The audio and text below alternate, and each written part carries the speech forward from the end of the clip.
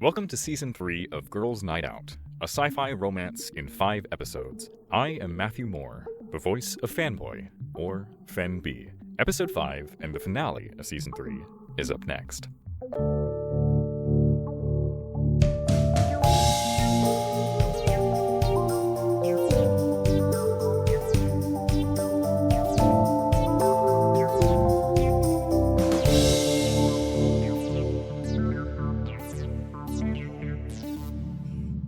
We knocked out the power on Laine space station. I didn't completely understand why, but I was certain Clementine would tell me. Time to go home. Locking on your location. Waste transport protocols established. Transport waste using the delicate setting.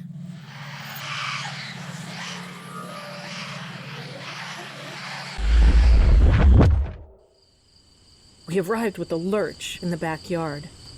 Well, I must get back to my goats. Go with love. Love is our highest frequency. Goodbye. With that, Hadrian went to vault the back fence and didn't quite clear it. He gave us a sheepish wave and then threw one leg over, struggled over it, and disappeared. I finally gave in to my feelings. I hadn't been able to save FanBoy. Mom! You did great, Kali, really incredible, but FanBoy is gone. I'm sorry you couldn't find him. It's okay, come on. Let's go inside. So, you can throw fireballs? Kali and I walked into the house. My phone was sitting on the kitchen counter, right next to the casserole. I picked it up. 2 messages from Clementine, a call from Laine, and 4 reminder alarms. The reminders all said the same thing. The Shameful Tiki, 7 p.m. It was 6:40. Sorry, Kali, we have our first gig tonight. I've got to leave now. I'll come with you. When Kali and I got to the Shameful Tiki, Laine and Clementine were already set up on the stage. As I wove my way through the tables toward the stage, Clementine gave me a stern look. Nice of you to show up, milady. While you were swanning around on the Laine, things got pretty funky here on Earth. Hey, beautiful people. You ready to go? 5 minutes, okay? I looked out at the crowd and saw Kali at a table with Mike and you, Griffin. You waved at me, and Mike gave me a 2 thumbs up. Showtime. Hello, everyone. And thank you for being here with us tonight. After a break of, well, I'm not going to say how long, we have Girls' Night Out. They are going to warm you up for our next act, Brain Drizzle. Make them feel welcome, everyone. We kicked off. It felt damn good to be up there. I looked across at Clementine, who was running her fingers up and down the keyboard like a woman possessed. I looked back and smiled at Laine, who was doing her magic on the drums. She had made this happen. And then I looked out into the crowd, and there he was, FanBoy, standing at the back of the room, looking up at me, smiling. My heart leapt. He was alive.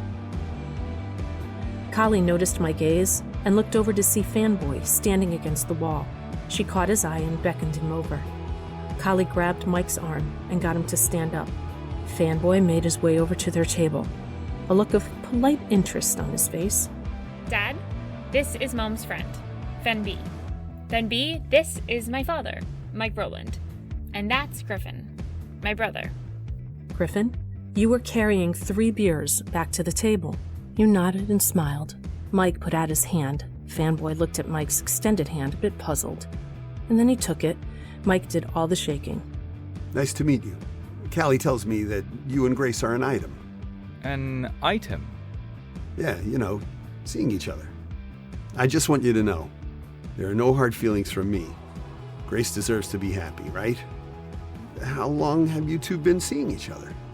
I understand that it is customary to engage in short conversations like this, but I have an important task. Can you give Grace this note? Sure. FanBoy turned and left. Mike sat back down, still watching FanBoy as he exited through the side door. What an asshole.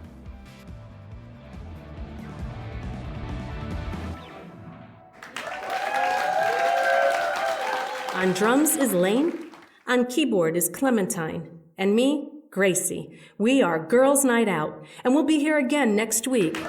I ran off the stage and headed over to Mike's table. You were great, all of you. I've got to admit, I'm surprised. Mom, FanB gave me this. FanBoy's note said, I don't have much time. Meet me at the cliff. Come as soon as you can. Go, Mom. We'll hang here and wait for you. I tossed the note on the table and I bolted for the door. Clementine and Laine made their way over to Collie and Mike. Well done. Fantastic performance. Where's Gracie? She got this note from FanB. Clementine looked at the crumpled note. She could see fractals of the future fanning out before her eyes. We need to go, Laine. Right now. Okay, can I take a pee first? No. Sorry. You can pee later. Laine grumbled about menopause and bladders, but she hopped into the back of Clementine's motorbike and they tore off to the cliff.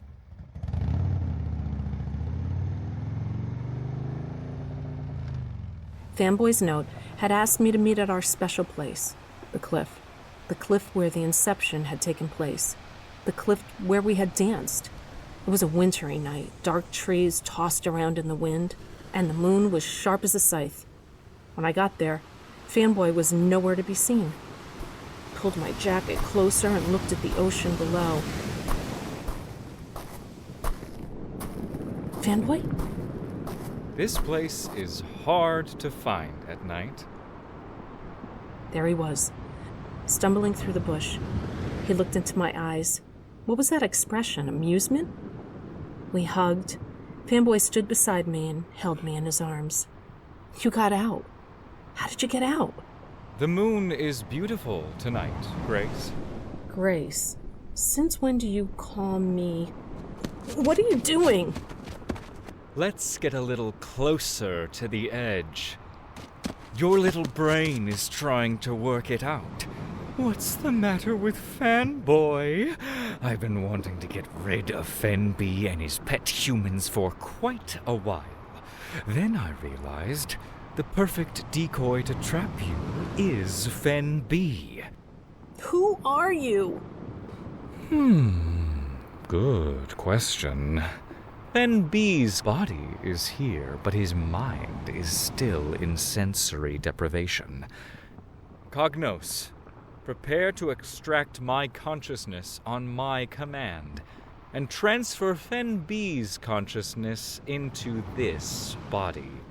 Consciousness transfer protocols for Director Zanditha S. and FanB are locked in. Zanditha S? How do you Earthlings say it? I'm killing two birds with one stone? Don't worry, you'll get one last hug from FanB before your bodies are smashed on the rocks. I don't know how many times I've had to listen to FanB talk about this cliff on the Suffer channel, but I must say, that is quite a long way down. I could hear Clementine's motorbike pulling up. And I struggled, but my arms were pinned at my sides. I'd been in a few playground scraps in my youth, so I pulled a dirty trick. I did a headbutt with the back of my head. I'll admit that hurt. I think you just broke your boyfriend's nose. Such a problem. When you hurt me, you hurt him. Zanditha pushed us towards the cliff edge. I dug in my heels, but I was sliding toward the edge. That's Gracie. What's FanBoy doing? We gotta do something. No. We don't do anything. Not yet. Gracie! We were locked in a strange embrace, but Zanditha S. paused for a moment on the very edge of the cliff and looked back at Laine. Ah, this is perfect. Your little friends are here. I gathered all my energy and pushed out against her arms. Zanditha S. was blown backwards and knocked down. She pulled herself up and staggered towards me. It was strange to look at FanBoy's face with a bleeding nose and know that it was another person entirely. Xanditha S. stood panting, smiling, calculating. She relaxed her shoulders like she had given up. Oh, all right. You win. Cognos, import my consciousness. Export Fen B's consciousness. On the count of 3. 1, 2... She ran straight at me, tackling me like a football player. We both went over the cliff. No! 3. Import of Xanditha S complete. Export of Fen B complete. FanBoy found his consciousness yanked out of sensory deprivation. Now he was falling with his arms around my waist. I pulled my hands together to form a ball of space-time, squeezing tighter and tighter. Time slowed down. We were falling, but very slowly. What could I do? The sharp rocks below were rising towards us, but in slow motion. We could still certainly die or be injured horribly. I love you! Me too. Just a sec. I reached out one hand, looked out across the ocean, and pulled it towards my heart. The ocean rose up and came towards us like a huge black sparkling monster. It formed a tsunami wave and approached the cliff, swarming over the rocks beneath us as it rose up, up, up. Laine and Clementine ran to the edge of the cliff and looked down as the waves swallowed us up.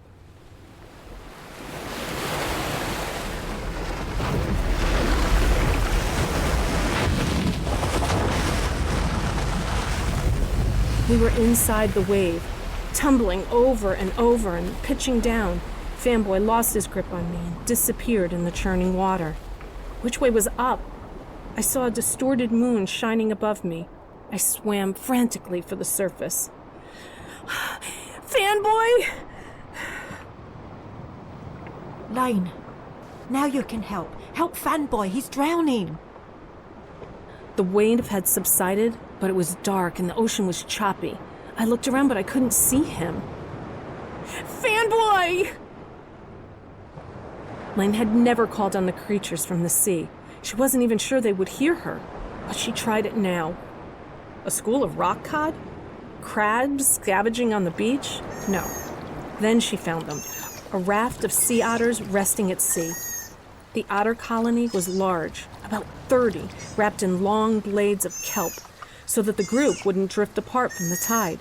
The otters heard Laine's call and barreled through the water. They found FanBoy about 20 feet below the surface and sinking slowly. They got underneath him and pushed him upward with their noses and tugged at his clothes with their teeth and paws. FanBoy broke the surface.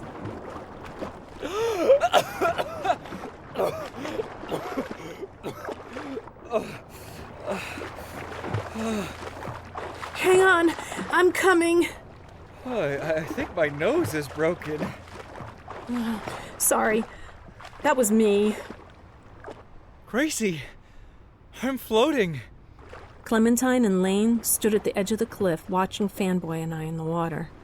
Suddenly, Xanditha S. was standing behind them. This time, she was in her body, with all the power she had, still wearing her Jimmy Choos. She didn't hesitate. She narrowed her eyes and sent a shockwave at Laine. Laine was blown backwards off the cliff. It's Laine! I have to help her! I was towing FanBoy to shore and treading water. I needed to slow time, but each time I raised my hands, I kept sinking into the water. I thought of the love that I felt for Laine, all the years of friendship and laughter. I manifested a cushion of air, shaped like 2 cupped hands, to catch her. I slowly brought her to the rocks below. Xanditha S. and Clementine stood side by side and looked over the edge as Laine fell in slow motion.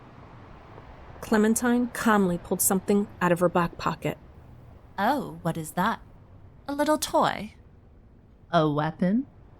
It's not a weapon. It's for self-defense. Oh, let me see. Overcome with curiosity, Xanditha S. cocked her head to the side to get a better look. Clementine reached up to show her. It's pepper spray. Zanditha S. was blinded and lost her balance. Her arms windmilled as she tried to grab Clementine. Clementine twisted away and Zanditha S. fell. Clementine winced in pain and held her lower back. She looked down at the rocks below. Cognos, she's still alive? Director Zanditha S. is alive. I suggest you transport her consciousness back to the Laniakea. Transfer protocols for Director Zanditha S. are locked in. Oh, God. I need a chiropractor. Zanditha S. lost her job as Director of Planets and Recreation. She had attempted to murder 2 Earth humans and a Laniakean. No one, including the Procol Alliance, made any effort to speak on her behalf. Her sentence? 400 Earth days of sensory deprivation. Laniakeans who had an interest could listen to Zanditha S. on the Suffer channel. Everything I did for the benefit of the Laniakeans. Were my methods radical? Perhaps. Did I break a few rules? Yes, but that is why you chose me to lead. I am willing to say what you all want to say. I am willing to The Laniakeans did not find Zanditha S. nearly as entertaining as Fen B. After a time, they stopped listening.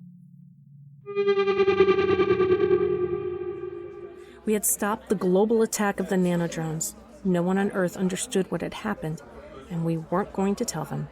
Naturally, Lifestream took the credit. Lifestream is pleased to announce that the cyber threat to our planet is under control. The nanodrones have been destroyed, and a Royal Commission on Drone Safety has been ordered. Lifestream will compensate all bee farmers for their losses. In our pursuit of profit, Lifestream has unwittingly endangered our planet. But hopefully, it has helped us all realize how important bees are. The events of the last few days have certainly given me reason to pause and reflect on what Lifestream truly stands for. I am pleased to announce that Lifestream will be creating a sister organization, a not-for-profit dedicated to improving food security for everyone on this planet. Ms. Van Feline, what's this new organization going to be called? Our branding team is working on that as we speak. Ms. Van Feline, will you be heading up this sister organisation? No, I will not. But I can tell you who will. She's right here with me. Meet Candace Cooper.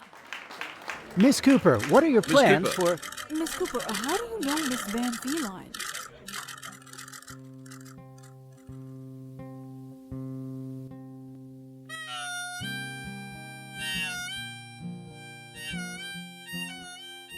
Professor Trevor Frost was invited to Clementine's for dinner.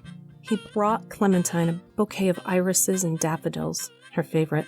Clementine stood at the kitchen, sprinkling grated cheese on bowls of chili, as Trevor sat with a glass of wine, deep in conversation with Sebastian and Cognos.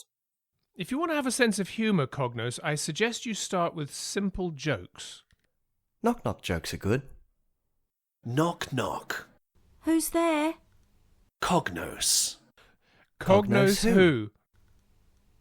I don't understand. Why is this funny? As Clementine called Trevor to the table, she realized that she was now part of a strange, loving cyber family, perfect for a geek girl like Clementine. The director was certain his career was ruined, but instead, he found that he was reinstated as Director of Planets and Recreation. Before he went back to his job, he decided he deserved a short vacation. He told no one where he was going. Just rest your head against her flank, Director. Like this? That's it. Are you sure this will work? Absolutely. Natalie is looking forward to it. So I squeeze these downwards and... oh! There you go. You were born to milk a goat. Adrian, come. Lunch is ready. Yeah, this is actually working. I seem to have a rhythm up. You do, but we must go in. When Christina calls us to lunch, we must obey immediately. Her spanakopita is the best in the universe. You have a beautiful home, Adrian. It is not mine, but I am happy to be here.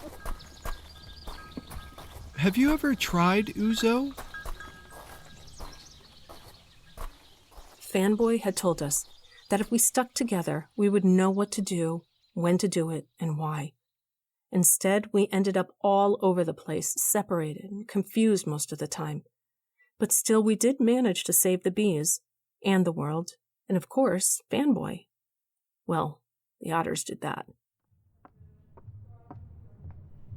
It's time to tell you and Kali everything, Griffin, which is why we invited you here to the Shameful Tiki. All right, here we go. The Shameful Tiki House Special.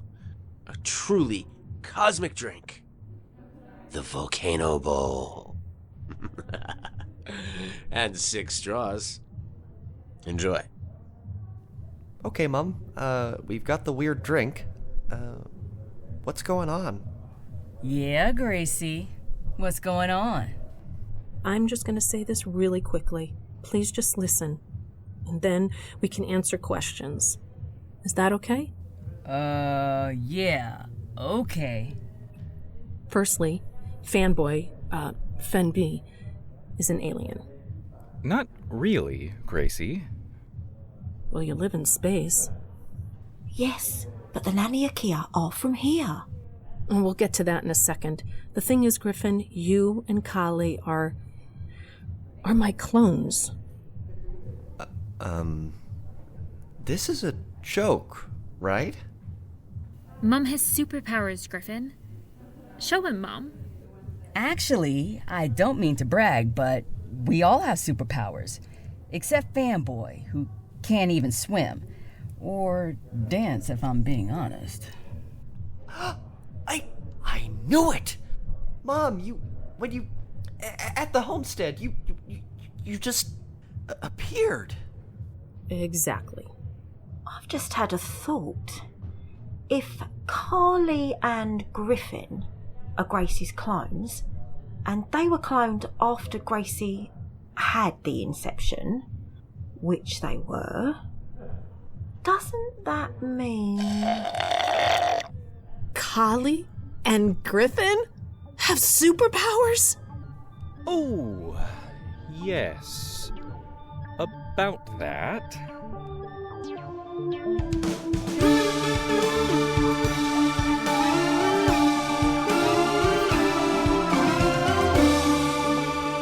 Thank you for listening to the finale of Season 3 of Girls' Night Out. Bringing this story to life are our wonderful voice actors. Nancy Zelmo is Grace. Jen Lyles is Laine. Marianne Watson is Clementine. Matthew Moore is FanB.